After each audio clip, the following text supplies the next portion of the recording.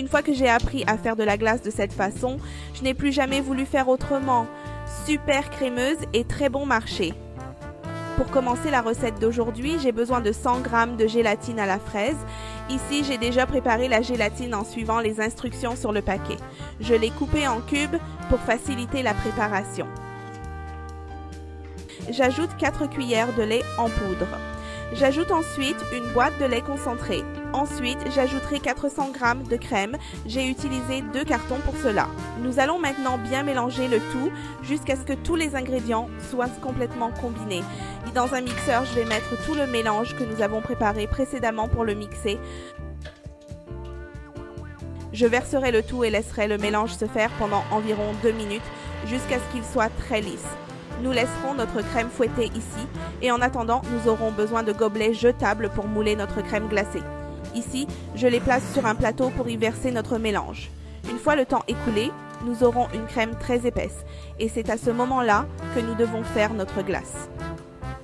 Regarde comme elle est merveilleuse, très crémeuse. Mon mélange était suffisant pour remplir tous ces petits verres. Mettons maintenant les bâtons de glace dans le mélange. Profite de ce moment pour nous dire d'où tu regardes nos vidéos. J'aimerais t'envoyer un câlin très spécial. Une fois que vous avez placé tous les bâtons de glace, nous allons les mettre au congélateur pendant au moins 3 heures pour faire durcir la crème glacée. Pour le nappage, je vais faire fondre 400 g de chocolat. Vous pouvez le faire fondre au bain-marie ou au micro-ondes selon ce qui vous convient le mieux. Ici, je le mets au micro-ondes toutes les 30 secondes jusqu'à ce qu'il soit bien fondu. Une fois qu'elle est bien fondue, je la verse dans une tasse. Il est important qu'elle soit plus grande que la glace car c'est là qu'on va la mettre. Il faut laisser un espace dans la tasse sans chocolat pour pouvoir tremper les glaces sans rien renverser. Nos glaces ont durci. Nous allons maintenant les démouler et mettre le nappage.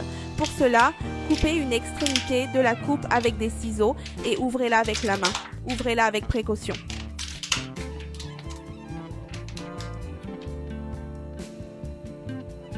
Vous pouvez voir que dès que vous trempez la glace, le nappage commence à se transformer en une coquille autour d'elle.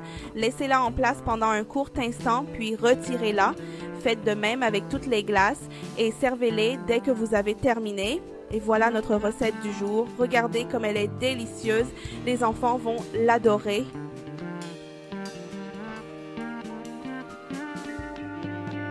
Vous pouvez servir cette recette à vos invités. Tout le monde trouvera l'idée géniale et vous demandera la recette. Voilà notre recette d'aujourd'hui.